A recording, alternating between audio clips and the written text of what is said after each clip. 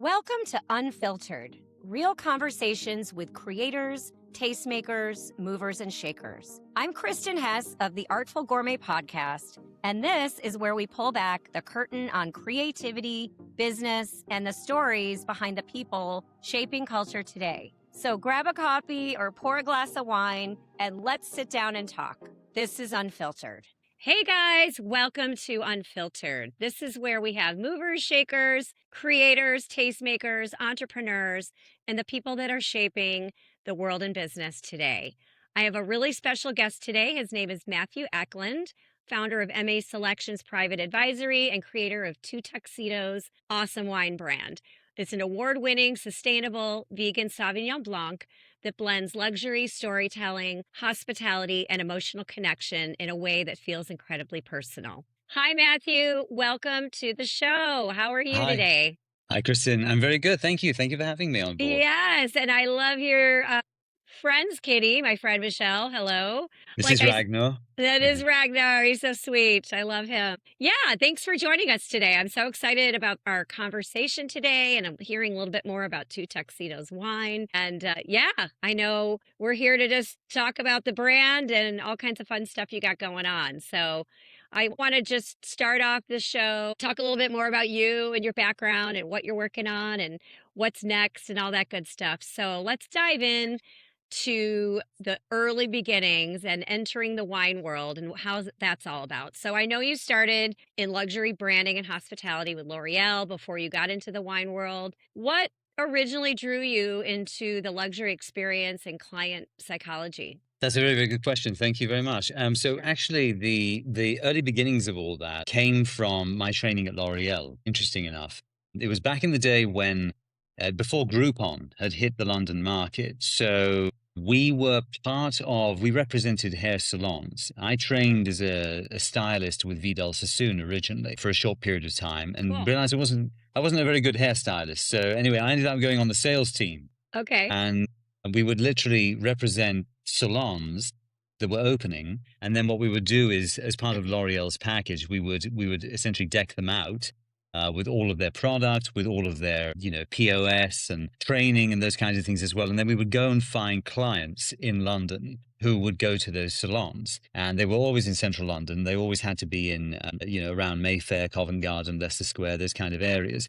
So we would do that, and we would literally go and find the clients. And so right from the beginning, from a very young age, I was 18 at the time when I first started working for L'Oreal. I literally learned immediately how to position myself and represent very high-end luxury salons. For a brief period, we represented Nikki Clark. There was Asghar Mustafa in Mayfair, Trevor Sorby, all of these big names, Antonio and Guy Mascolo, Tony and Guy, Rush Academy, for example. And then it was obviously Vidal Sassoon as well. So we had this wonderful wing of top stylists in England that we were representing. Oh, Daniel Hirschison as well, the Queen's hairdresser. So so that's how it started. And then as the hairdressing industry changed when Groupon came to town, that was when I decided I wanted to try something else. And by mode of happy accident in Dubai at that time, I went to Dubai to open the world's first L'Oreal hair salon.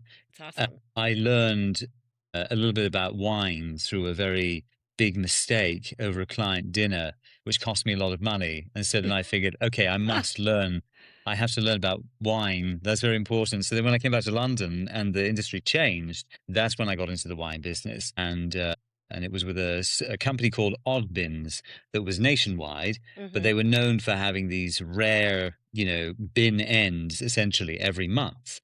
Okay. And those bin ends, it would be sort of a one-time drop. You'd never see these wines again, but they would come in. And so the clientele was sort of more drawn towards the more curious finds that you would find every week or something. And we had our own little tasting club. So they paid for all my exams, my WSET exams. And then from there, I became a sommelier at that point. And then I, moved on into the industry from there. So I was immediately catapulted from L'Oreal to working with a national store chain that was all over the country and had a great reputation, great education as well. And then became an assistant sommelier to Zuma in London, in Knightsbridge. And so that's where the fine wine side of things began.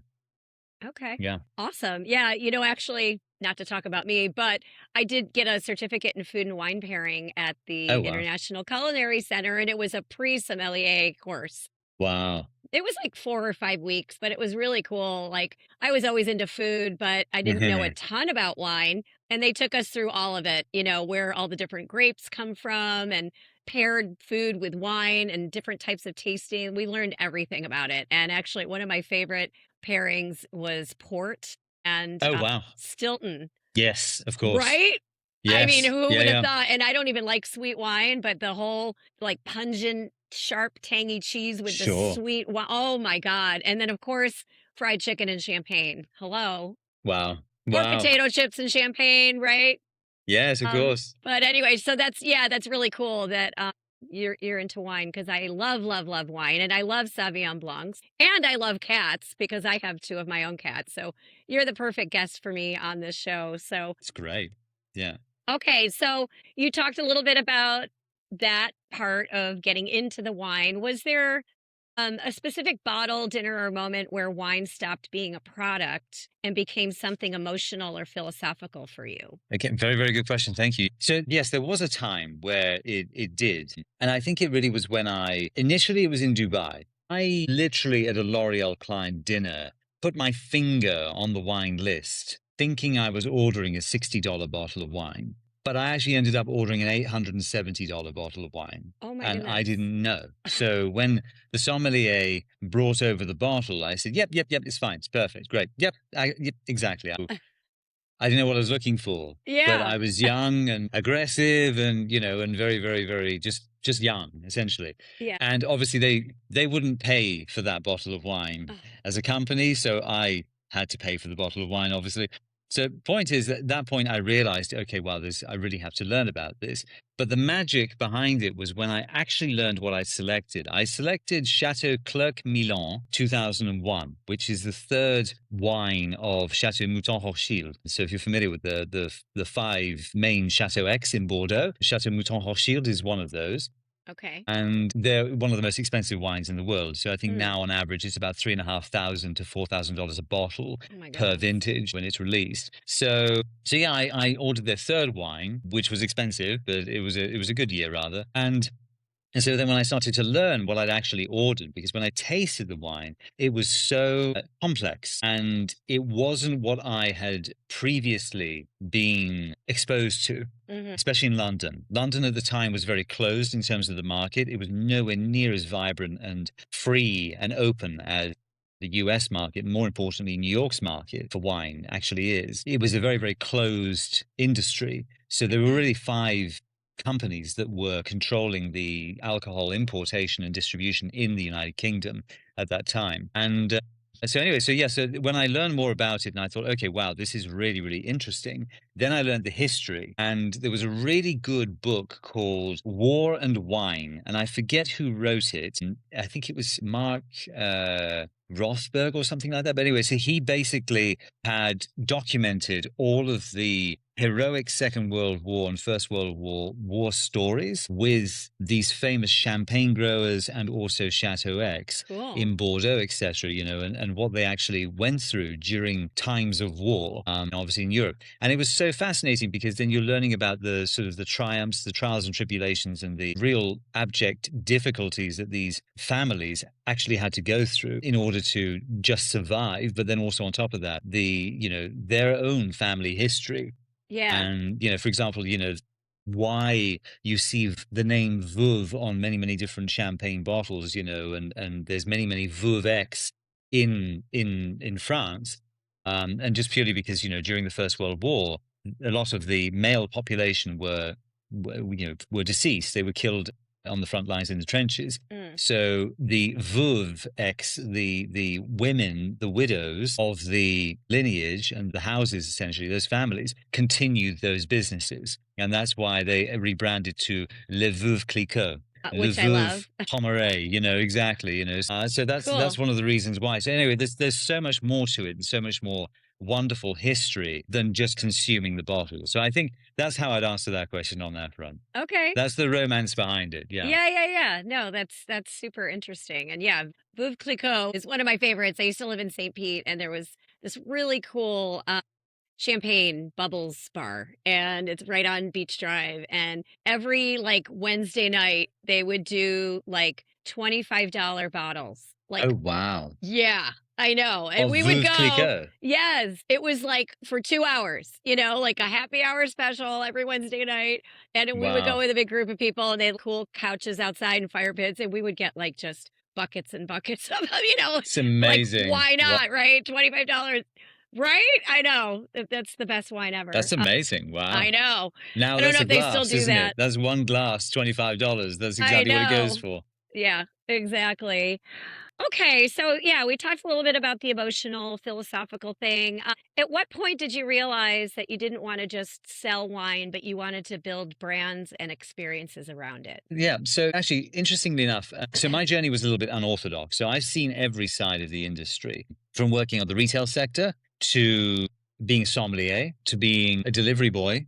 That's how I started. And also to working in warehouse, and then working in the wholesale side of the industry in New York City. So then opening my own importation company nearly 10 years ago now. So the various different aspects of it provided a very, very unique insight into the global wine industry as it is, and obviously informed where I am now with the business and the new direction that the business has taken. When people get into food and wine, usually it's at the wonderful romantic side of it, where it's a real love for food and wine. Yes. And that's really the core of what it should be. As I evolved from being a lover of food and wine to then becoming a sommelier and working on restaurant side and dealing with corporate restaurant metrics and buying budgets, inventories, dollar value, those kinds of things, and the supply side in two major markets within the world, London and also in the United States,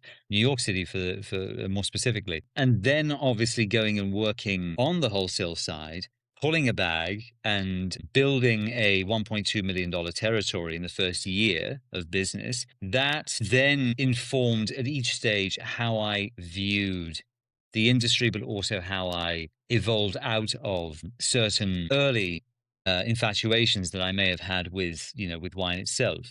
So, and this is a good time to segue into this, because this is something that is very, very, and I think it's something we were going to bring up and discuss anyway. But I had to stop drinking during 2019 because unfortunately it was becoming very unhealthy being around all of this and visiting my customers, restaurants, and drinking 6 nights a week, those kinds of things, and doing that in order to build business and grow business. It took a toll on the body, and it took a toll, in other areas. So for me now, it's been 6.5 years and I've not had a drink anymore. So that's great. Running the business where you make that conscious decision, and there are many of us who are sober within the wine industry, and who do not drink. Many sommeliers as well out in California. There was a Wine Spectator did a big article on this about a year ago, and they interviewed the top sommeliers in the country and wine buyers that were sober. And it was very interesting. So normally it's very, very difficult to remain in the business because you're not able to have that affinity or, participate in the activities you normally would do in order to beget more business. Right. So what I found myself doing at each different stage of this growth and evolution was I found myself weaning away from actually enjoying my own products and enjoying who I represented.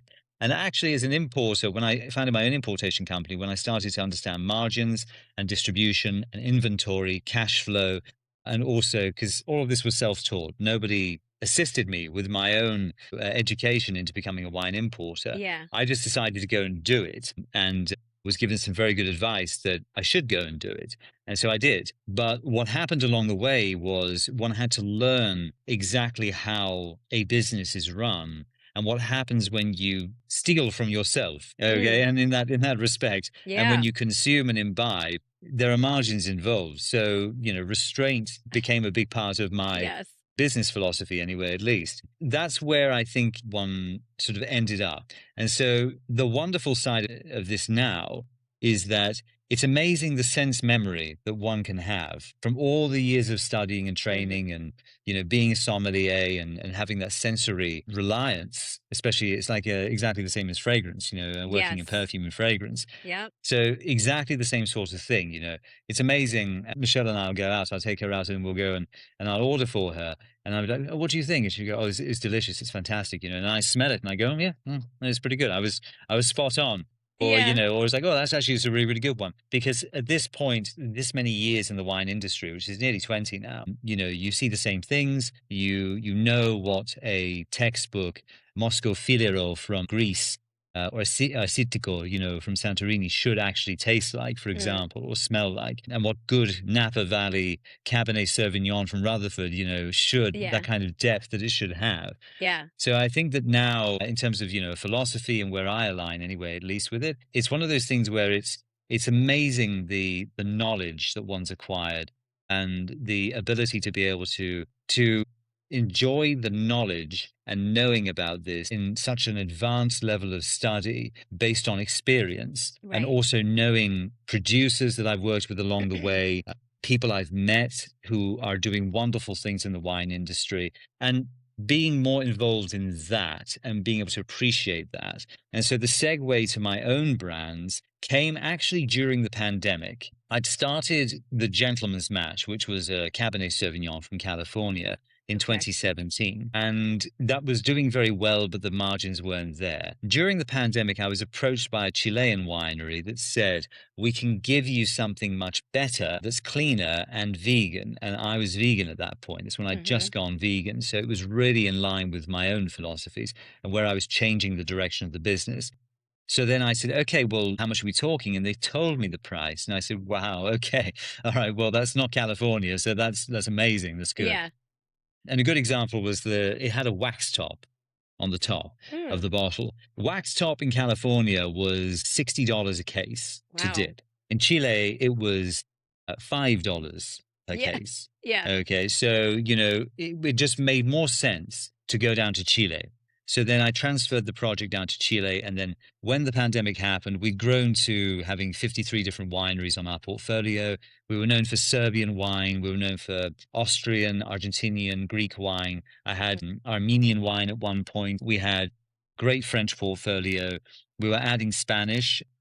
We had Romanian that we were about to bring on board as well. And then the pandemic happened. And so at that point, I learned that the margins were not clear across the board. And unfortunately, during that time, everybody panicked. So there was a lot of panic in the industry. And there was very much uncertainty because of our federal Right. 3-tier system. Right. So it was very, very difficult to just navigate through that when everything was shut down. And in PA, the PLCB shut us down for 3 months. So during that time, there were no liquor sales Yeah. from small suppliers. Only the liquor stores were the state was able to sell product. So we had to revise everything. And I was on my own at that point. And I scaled right back. And I thought, okay, what do I need to do to move forward? And I thought, now's the time to create your own brands. That's what you have to do, because Right. those can't be taken away from you. That's your product, your label, Right. your project. You decide exactly how the wine is made. Right. You decide the quality, you decide the integrity. And then one was doing the same work for other people's wines. So I figured, I don't want to do that anymore. I want to do it for myself. And so then I created a couple more brands. And then fast track throughout the years, we get to 2024. And that's when we brought out Two Tuxedos. And basically, Two Tuxedos was the winner. It's the brand that has done the most, the best, Right. because of obviously Morris and Tora and their contribution. And basically, no, it's gone very, very fast. So we've gone all over the country with it. Yeah. And Morris and Tora, I love that you created this based on your cats. They have really become like the emotional heartbeat of your brand. So tell us about Absolutely. them. Morris and Tora, lovely, beautiful creatures. Morris has a very human quality to him, Okay. and very soulful. 16 years old, Aw. filled with life, Yeah. and absolutely beautiful. Tora unfortunately passed in 2025, last I'm year, sorry. Yeah. almost a year now, and very sudden. And interestingly enough, the vets didn't know categorically or with any certainty exactly why. Oh, wow. And No, and so I for various reasons I believe that there's a little higher purpose behind all of this and a bit more of a significant meaning. Yeah.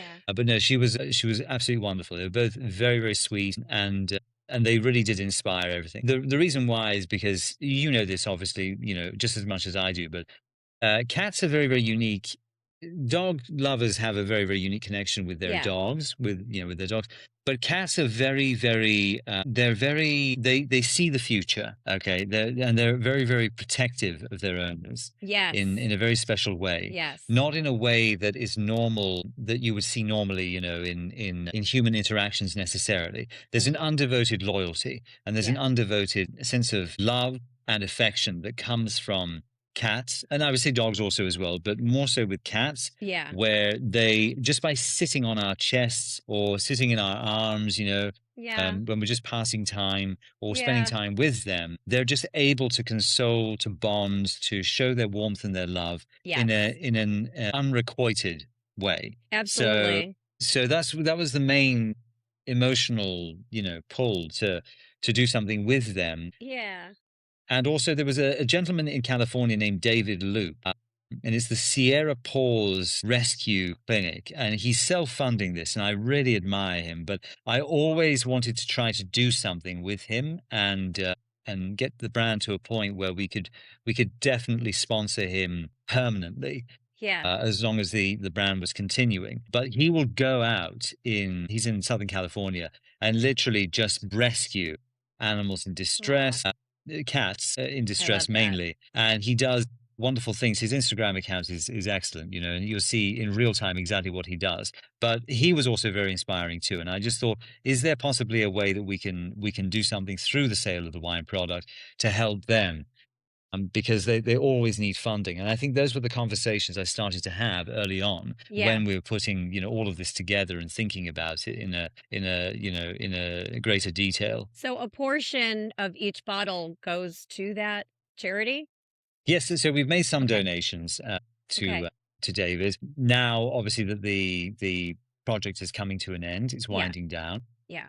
The goal is to donate to a few charities as well. Yeah. Okay. Especially in the New York City area, and in California as well with David, and then Mhm. just further around the country as well, just to support everybody, all nonprofits that are Yeah. helping rescue cats, and rehabilitate, I think more importantly, because Morris had 5 owners Oh, wow. before me. Yeah. Morris had 5. And Which cats don't like moving around, so that must have been a no, big and toll. exactly, and just seeing some of the little nuances and things that would traumatize him and Yeah. just helping him work through those, that was very, very important. So I think, the rescuing is a very, very, very important aspect of what we can do anyway, at least when, Yeah. giving homes to these wonderful feline babies that we Yeah, have. that's amazing. Yeah. So, okay. The branding, I don't know, it feels like playful, but it's also like elevated and emotionally Mm. resonant. Like, how do you balance like accessibility with luxury? So it's sort of like a fun, down to earth brand, but it's also kind of a luxury brand. How do you Sure. How do we do that? So basically balance that? how do we balance it? We always, so when I started MA Selections, I always wanted to make sure that the quality of the wines exceeded the price. That was the mandate. That was always the Yeah. philosophy. So the price, the barriers to entry were always removed because the pricing was always just $1 or 2 less than a national brand that was on the market at that point. And so with Two Tuxedos, the way Two Tuxedos entered was it was super competitive for Chile. But it wasn't Gato Negro, it wasn't Casero del Diablo, and it certainly wasn't Chono. It was either just a little bit more expensive in New York City, for example, because of New York City pricing. And in New Jersey, it sat directly on the mark with Chono as a wine brand. Chono is known for being sustainable. Hmm. I don't believe they're vegan, but they were known for being sustainable, and the quality of their wines are very, very good, and they were relatively small production compared to Casero del Diablo. So the luxury aspect was that it's independently owned, and it's not owned by mega conglomerate, Yeah. Constellation Brands or Yep. Pernod Ricard or Toro. So the fact of the matter was that, we still had control over it, and it was being built from the ground up. And, and I would actively go out to the liquor stores in New Jersey and in New York City as well and pour the product and actually engage with consumers. Yeah. And, I love tell them that. the story, etc., and I'd be there. So 5 days a week, I was on the road for the most part doing tastings between, New York City, New Jersey, and DC. That was really the territory that we were bouncing around. And obviously, PLCB in Pennsylvania at all of the state stores there that we were working with. So yeah, that's and the nice thing was that, so in Pennsylvania, it entered as a luxury brand. Ironically enough, that's the category that it entered, luxury brand. And so as a luxury item, it was placed at the fine wines and good spirits luxury stores. Yeah. So those were the flagship stores that we could boast. So you're definitely on the mark when you say luxury. Yeah. And also the actual cases, the shippers themselves, they were bright yellow with Morris Tora. And the branding, the whole point of the branding was that we took Morris Tora essentially on this romantic journey. Two kitties who are best of friends going from the Chilean Andes all the way around up to New York City. So we actually have the postmarks. If you see over here in the camera, there's actually a post stamp. And it's... But on the actual shippers themselves, which are on the website, we have them going from the. Sorry, because we have them going. No, I was going to say, Andes. do you have little videos of these on your site that people can see? So there's photographs of the shippers, photos? Exactly. Okay. Yeah, there's photographs of the shippers, but Cool. basically it was Morris Tora, and we were working on animating them. Okay. Which was interesting. We were working on animating them, but it became a little tricky because the graphic designer we worked with, she was amazing. She works for Disney Pixar. Okay. And so she did all of this, and this was all hand drawn, Morris Tora. So it was drawn based on their likeness. I love it. Yeah, and we were working to try and animate, but it's a very complex process. Right. And it's not something that AI was able to, at the time, 2 years ago, do accurately, 100%. Right. So it needed some real specialist graphics design in videography to be able to do this, and motion graphics capture to be able to do it. So we didn't quite finish that side, but the stamps on the cases show the Chilean Andes, Morris Tora in the Chilean Andes. Okay. And then it shows the Panama Canal. There's another stamp. And then it was, where was it? It was Washington, D.C., the Capitol building. And then we had, obviously, Philadelphia. And then we had, New York City. And as we were actually starting to look for international distribution, so we started Japan, we started Thailand, we started China as well, actually, which is very complex to navigate. But literally, as one was looking for distribution in these markets, essentially, the goal was to add key tourist attractions or tourist sites as a stamp based on the market that we would enter into. So we create new cases for those markets and shippers and everything. It was really cool. But it's a very, very cool. We had, there's some very, very good ideas behind it. Absolutely. Yeah. I mean, my background's creative and advertising and all that, so I'm fascinated. I love the labeling and the colors and the little caricatures of them and everything. So let's talk about the actual wine itself. Sure. Like, if you could describe the taste, like what are the notes? How is it different from a Sauvignon Blanc in Marlborough, New Zealand versus a Sauvignon Blanc from California versus a Sauvignon in France? Like, tell us about the wine and the taste and the notes and all that good stuff. Right. And Kristen, something you'll be able to confirm when I say this. Hi, Ragnar. Hello, Ragnar. Do you want to say hello? There you go. Perfect. Cutie. The you'll be able to confirm and attest to is, so those sites are all very, very unique in terms of how the soil is structured, the terroir. And, when I say terroir, obviously we're talking about the French. It's almost idiomatic as a word, as a noun, I guess, in this case. Yes.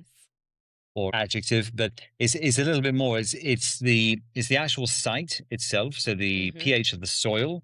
Yep. It's the gradient. It's the number of hours of photo hours that the site gets. It's the diurnal range. So it's the average temperature, the mean temperature, basically, throughout the entire year, day and night, averaged out. So, and then also there's other aspects like, wind, for example, and then it's how you train the vines. So that in French, they encompass it all into one word known as terroir. Yeah. Okay, and that's what it is. So Calistoga in California, which is where most of the Sauvignon Blanc is grown, Chateau Montelena is up there, and they do very, very good Sauvignon Blanc. But the Calistoga area is where you get more of a Bordeaux style Sauvignon Blanc. So it has a little bit more density in the body. Okay. It's rounder. The acidity is a little softer. In Calistoga in California. In Bordeaux, it's very, very unique because in Bordeaux, there really isn't 100% Sauvignon Blanc. That comes from the Loire Valley, so around Sancerre, Touraine, and also the Val de Loire. In Bordeaux, they blend with Semillon and also Muscadel, which is, those are the three grape varietals that Bordeaux Blanc uses. Okay. So when Bordeaux whites, they're predominantly Sauvignon Blanc, but there's a nice pear freshness that you get, which comes from Semillon, and a little like a lychee sort of fragrance, which comes from Muscadel. Yeah. In New Zealand, this is something that is indicative of the New Zealand wine industry that unfortunately consumers are now starting to move away from, and which is fortunate as well. And that informed our decision to make a wine that was not as scorching and racing in acidity as New Zealand Sauvignon Blanc. Very grassy. Right, exactly. So the grassiness is indicative of the soil type. In Marlborough, it's a very, very unique soil. And obviously it's a volcanic region, so there's also that component too. It's more alkali rich. With Sauvignon Blanc, because it's so temperamental, if you use the wrong kind of vessel to mature the wine, so such as American oak, for example, American oak is known for giving a coconut sort of tobacco-esque finish on red wine. Okay. And instead of vanilla, it's dried coconut is usually the essence. French oak gives vanilla, cocoa powder, and eucalyptus notes. That's what it's known for, which is why the top Bordeaux chateaus use new oak, because it's their style. Okay. You don't put Sauvignon Blanc traditionally into oak. If you do, you soften the acidity and it becomes rounder and it becomes heavier and it takes on that oaky profile that we talk about. Whereas New Zealand style is stainless steel fermentation and stainless steel maturation, for the one reason that it's fresh, crisp, clean, ready to go. And it's anaerobic fermentation. And by that, I mean that there's no oxidative fermentation. You don't get that bready champagne brioche nose on the Chardonnay champagnes like Krug, Runat, or Laurent Perrier, for example. You get something very crisp, very clean, very fresh, very bright. And so New Zealand is known for its green apple, passion fruit, pineapple noses. In Wairarapa. In Marlborough, it's known for Granny Smith apples, but also passion fruit as well. Okay. And that's the nose. Very, very zippy. It has like a wet rock minerality. There's just something damp and humid about it, but also that grassiness. It makes it very green. When you close your eyes, you imagine green, that's the color. Totally. The way winemakers adjust acidity in commercial winemaking is to use tartaric acid. And I'm against that for the one reason that that's where the heartburn comes from. When you have 2 glasses of Oyster Bay, wonderful brand, amazing. I love Oyster Bay, I know, but I've gotten that like right here. Or even Kim Crawford. And I don't know if you know, but Kim Crawford is a man. I didn't know that, but I love Kim Crawford. Kim Crawford, yes, he's a man. Okay. And this is excellent marketing, by the way. But anyway, so Kim Crawford, you notice because of the mass production, and they have to, because of the sheer volume they produced, to get the consistency across the board, they have to use the same amount of tartaric acid in order to get the finish they're looking for. Okay. So with us, because it's a small production project, it comes from Chile, in Santiago, outside of Santiago, in the Maule Valley, which is where the grapes come from, and also one parcel was from Casablanca Valley as well. Oh. So the wine, for the most part, is quite like Bordeaux.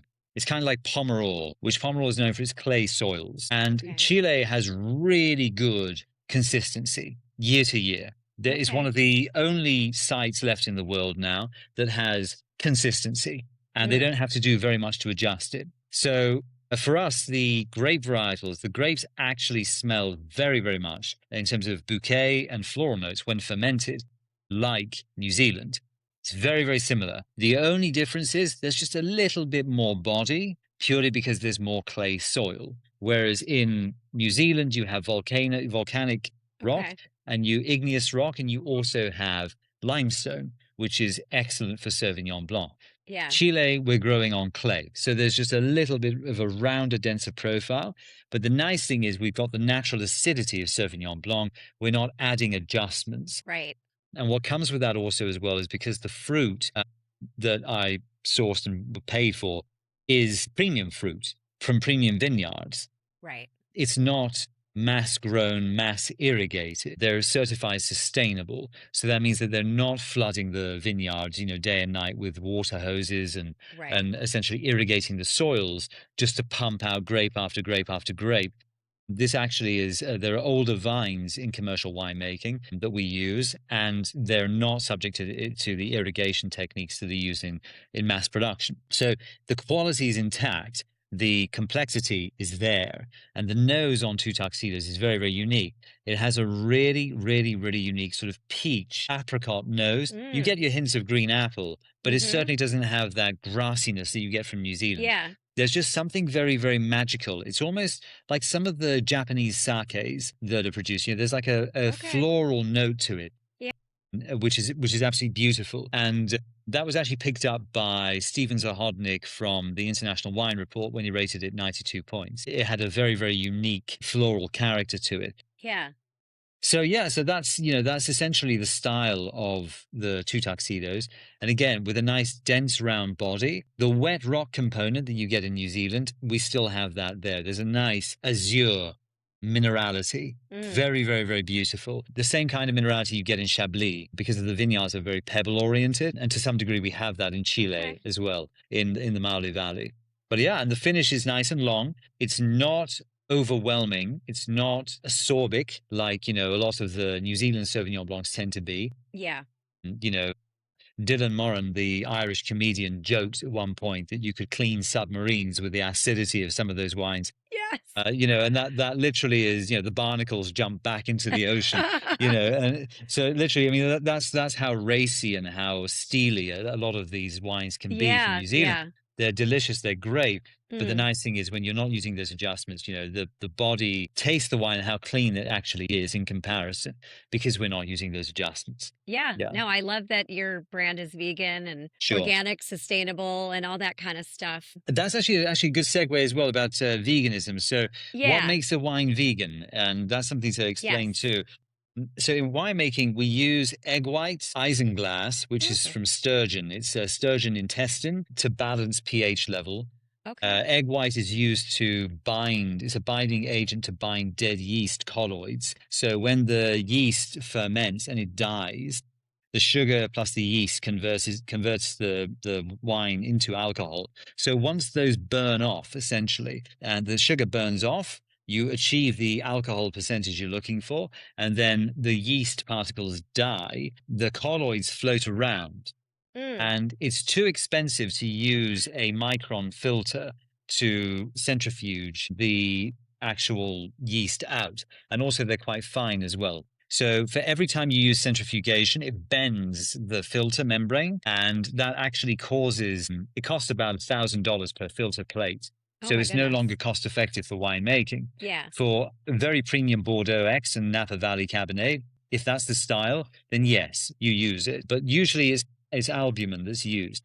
Well, we discovered that green pea powder does a much better job of binding the colloids together. So we use that. Yeah. And what it also does on the red wine is it actually softens the acidity. So it creates this very nice silkiness. And going back to the question about luxury, that's another point. The quality of the wine far exceeds the price. And that was the whole goal behind it. So we invested in using higher quality product. I contracted with Benoit Fitte, who's from Sancerre. He's our winemaker in Chile, master of Sauvignon Blanc, master of the Chilean terroir. And Benoit really knows what he's doing. And that's why the signature. When he saw the concept for Two Tuxedos, he knew exactly what he had to do. And he knew exactly what he was going to do. And he really Yeah. invested a lot of work. And everybody at the winery invested a lot of work to make sure the project came to fruition the way that it needed to. But that's a very, very good point. And then casein is also found as well, which is their enzyme within cheese. Yeah. And gelatin Okay. is also a filter agent. So we use green pea powder for filtration. Carrot protein was used for the Sauvignon Blanc because it doesn't affect the acidity, and that was used as a fining agent. So in order to actually balance pH levels, the carrot protein worked perfectly on that front. And so That's so that's cool. the main difference with vegan winemaking versus conventional. Yeah, that's so interesting. That's so cool. And so you said you got into veganism. What was part of your decision to go that route? And, when you started making wine, did you decide you were going to make all of your wines vegan, or was it something you came into later in your career? Yes, so actually, very, very good point. So I actually became vegan because I have a very deep spiritual practice Hmm. from India. And Okay. so part of that practice is to become vegan. And so that was the first aspect. It was also for health purposes as well. And I needed to do that, and I did it. And it works perfectly for me, which I'm very grateful for. Yeah. But what also came with it as well is, there is a consciousness, I think, that we now have in the world, which is that we're recognizing that, and I also want to preface, I'm not an activist as a vegan. I'm not interested in that. I'm not involved in it. Mm. It's for my own purposes only, and I'm very vocal about that. But the reality is there is a consciousness that we have in the world today about the environment and also, carbon monoxide and carbon dioxide emissions that there are in the world. Mm. And a large component of that is cattle farming, and that can't be escaped because of the Yeah. emissions from the animals themselves. And then also there is the ethical side of it too. So from that standpoint, I align with that in trying to be more sustainable and respectful of the carbon footprint. But then also at the same time, it's a lifestyle choice, and that was how I got into that. My vibrational frequencies increased when I became vegan. My energy sphere, meditative practice, became much more pronounced. I was able to have a much deeper meditation sessions Mm. and be able to be more invested in my own body, especially with yoga as well and those kinds of things. Right. And also, it was later, it became more for athletic purposes because I'm a competitive fencer. I was going to ask So, you about that next, right, exactly. actually. So, Tell yeah, I us brought that. about that. That's so cool. Yeah, so I used to fence when I was much younger, Okay. and then over the years, for various reasons, I stopped, and I became very unathletic up until the pandemic. And I had the stress of the pandemic caused me, and other things as well, caused me to have a pre-stroke. And so when I had Mm. my pre-stroke, then I woke up and I changed everything about my life overnight. So one of the main things was immediately I started veganism. I went back to eating meat again. I was 230 pounds before the pandemic. I got down to 100 and I think it was 80 something between June and September of 2019 when I started to become vegan, went Mm. back to eating meat again, went back up to 230 pounds very, very Gosh. quickly. And Yeah. so then pandemic happened and I had my pre-stroke and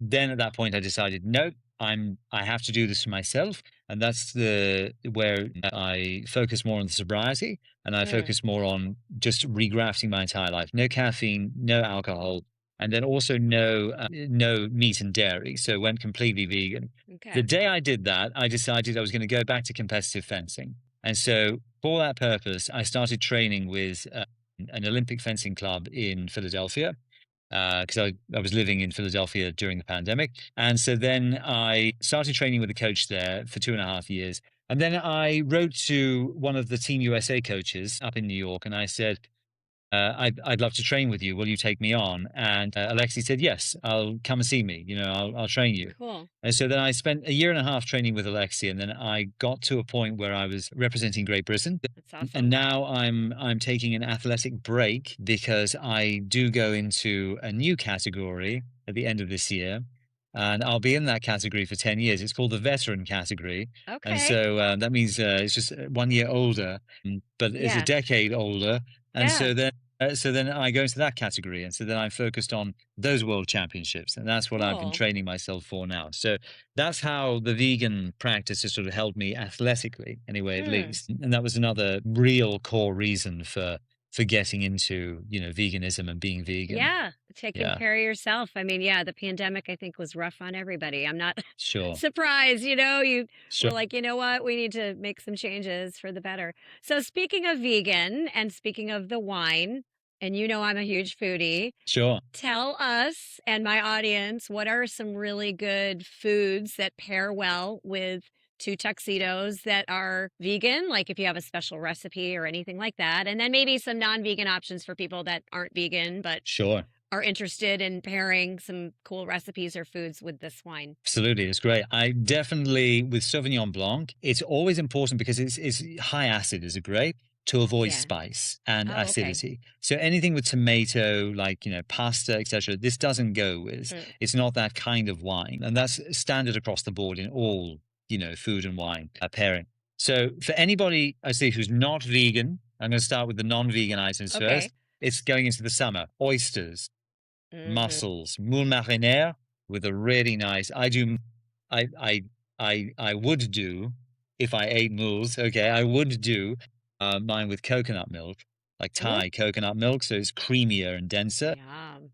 Actually, there was a place in Mystic, Connecticut. I had this, and it was the Oyster Club in Mystic, Connecticut, and they did it lemongrass with coconut milk, but it was Thai coconut milk and fresh caught mussels from amazing, and some crusty I forget bread. exactly where it was but it was fresh, literally right from there in Mystic, Connecticut. Wow. And crusty focaccia. They actually toasted focaccia and did it. It was really nice. Dipping it. Yeah, so that was beautiful. This is definitely more of a Middle Eastern cuisine oriented food. So, and Greek as well. So tzatziki, meze, hummus, those kinds of things. Israeli cuisine, tabbouleh, really nice baba ganoush, and Israeli hummus. This pita bread, this is the kind of food that you have Sauvignon Blanc with. Because it cuts through the creaminess and the fat. And the general rule of thumb with, and this, Kristen, so this is more your domain. This is for, everybody. With food and wine pairing, the more fat that you have, or the more cream, the more acid that you need, but you also want to balance the body of the wine with the body of the food. Right. The more tannin in the wine, the more protein you need. Obviously, with the entree, with the whether it's steak and red steak, wine, exactly. And then when it comes to steak, obviously, less sinewy, less I'd say, marbling on that front. So basically, ribeye is great with Cabernet Sauvignon. Filet mignon is great with Pinot Noir, Burgundy Pinot Noir, something lighter with more acidity, but complexity as well. And then obviously things like, flat iron steak is good with Syrah, or, good Creux-Hermitage from the Rhone Valley, or Châteauneuf-du-Pape, because of the marbling, the chewiness. There's more tannin in the Châteauneuf-du-Pape and the Creux-Hermitage in order to actually break down the protein in the meat. But this definitely goes with that. I would say things like, so what I do myself anyway, at least, I eat a lot of Middle Eastern style cuisine as a vegan. It's very, very good. Guacamole, this is beautiful with guacamole. Okay. So, but, nachos, guacamole. Who needs a margarita? Crudité, exactly, exactly. I'll have to try that one. I'm excited about that. It's very elegant. I am a big fan of Japanese cuisine. Why? Because I was the head sommelier at Zuma in London in Knightsbridge. So Japanese cuisine, Zuma informed my haute cuisine, haute gastronomie focus. It informed how I thought about food and wine, because I was pairing wine with one of the most difficult cuisines in the world to pair with. And now this is like 20 years later. So 20 years ago, when you were being asked to pair unagi, for example, with anything, it's almost impossible, because the only way you could go was Auslese Riesling from Rheinhessen in Germany. And it was too sweet and it would kill the flavors. And you mentioned at the top of this podcast that you did a tasting, a pairing with port and Stilton, which is a wonderful, very English, because obviously port has an English lineage. Yeah. It's a wonderful English lineage behind and the heritage behind Stilton cheese, the way it's made. It's a classic British emblem. That's what you have Okay. during the holidays. Is always you have the cheese board and you have crackers, and that's Yeah. how you pair the two together. But then something like port obviously makes a lot of sense because of how bright it is, especially ruby port. Mm-hmm. Tawny, not so much, but ruby definitely with Stilton. That's the way that Yes. goes. With Japanese So good. cuisine, what's very, very interesting is that it's so savory, but it's also so alkali as well. And there's a lot of iodine. So that naturally clashes with wine. Mm, It's a natural no-no. However, you have to have the right amount of acidity, the right amount of sugar, residual sugar, and the right amount of aromatic and body, to complement everything. So in this case, rather than talking about just sushi, which is what everybody knows, from Japan, we're talking about sashimi in more depth and detail. mm. Toro and ottoro, which are it's fatty tuna, which is the bluefin, and then yellowfin, right? So this actually works better with fatty tuna. Okay. Bluefin obviously is not so sustainable, but when you can get it at good, omakase restaurants, essentially two tuxedos, or even just with a very, very nice fatty tuna sashimi piece, that is exactly the way to go with two tuxedos, because the acidity and the aromatic, structure, anyway, at least of the wine, the body of the wine as well, although it's not as full bodied as Chardonnay, it's not supposed to be. The nice thing about it is it doesn't have the creaminess from the malolactic fermentation that Chardonnay usually goes under. So you don't have a creaminess in the actual the fish, in the fatty tuna on the palate, and also a creaminess from the wine, which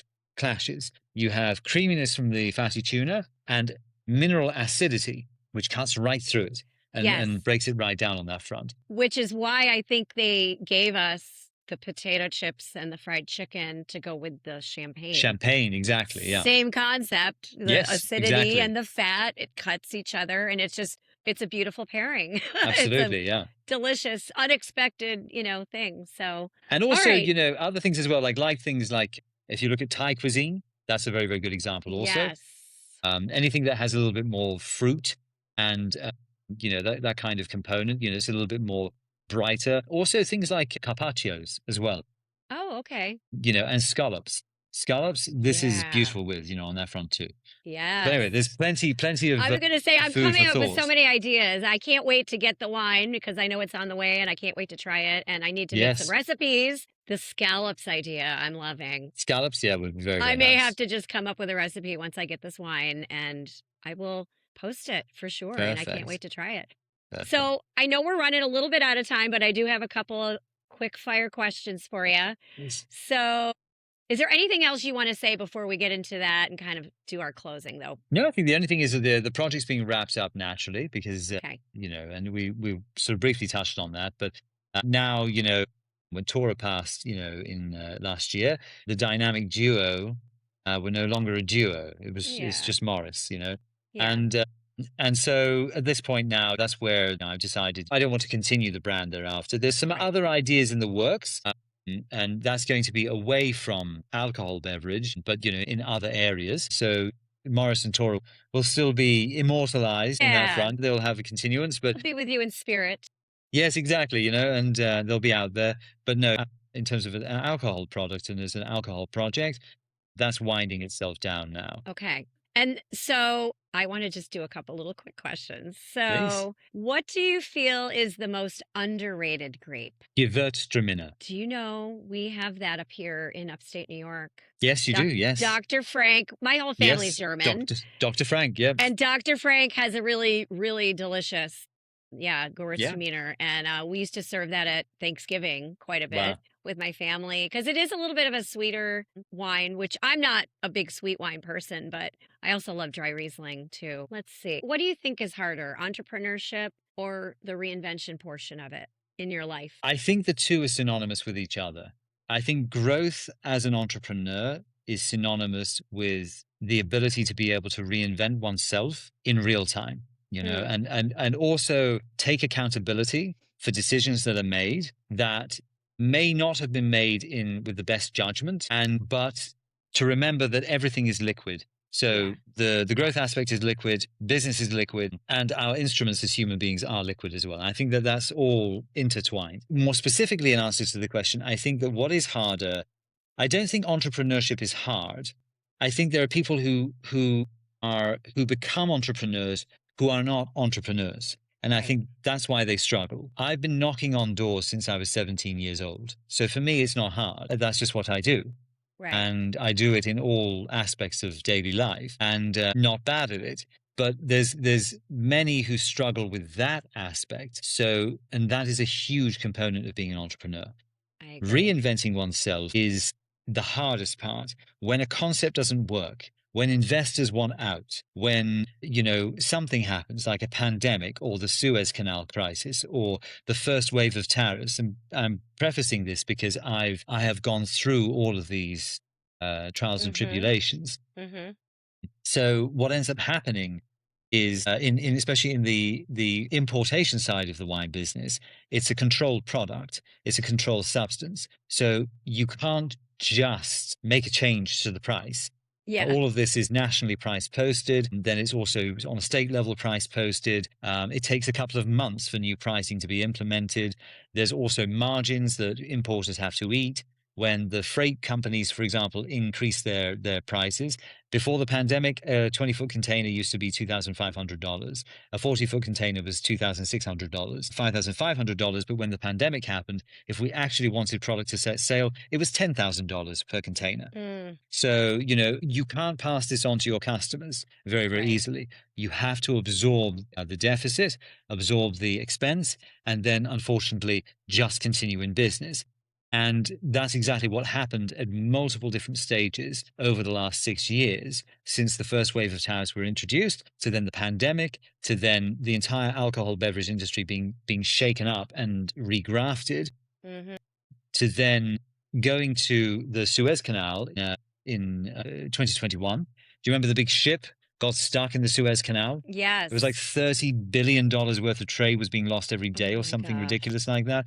So, when that happened, shipping prices increased. And again, we had containers that were on the water, and shipping companies had no idea what the final destination price was going to be. Yeah. So, it went from 2,500 because prices had gone down again to $9,500 on arrival.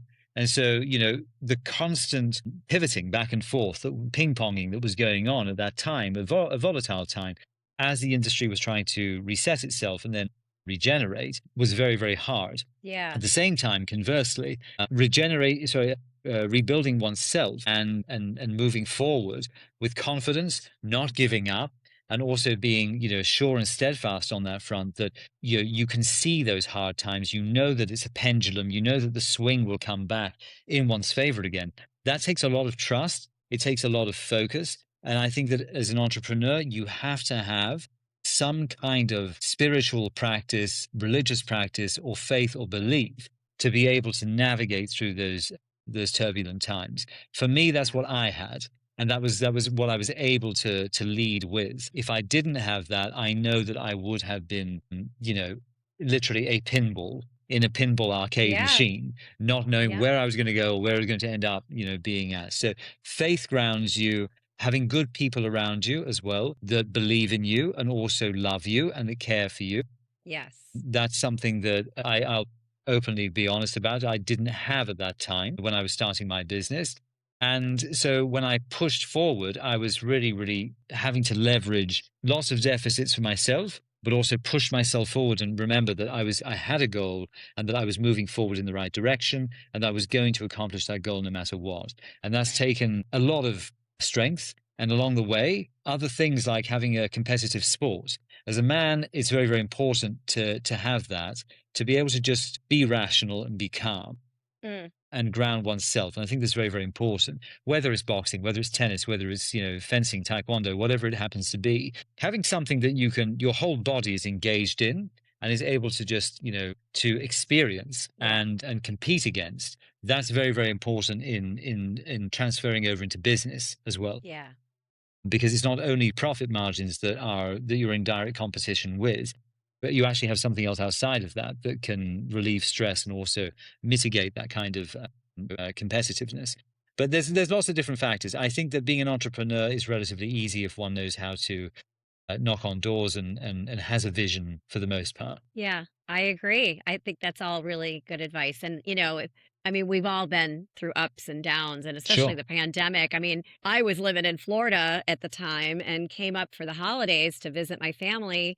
Ended up getting stuck here, for 6 or 8 months, and there was no work, and I wasn't from New York anymore. So I couldn't even get unemployment. So, that was a scary time. But like Sure. Yeah. eventually I got my business back. I mean, it all worked out. But I agree. I think it's important to have healthy practices for your body, 100%. exercise, what you're eating, having friends and family. And even if they're not near you, like when I was living in Texas, I didn't really have family at all.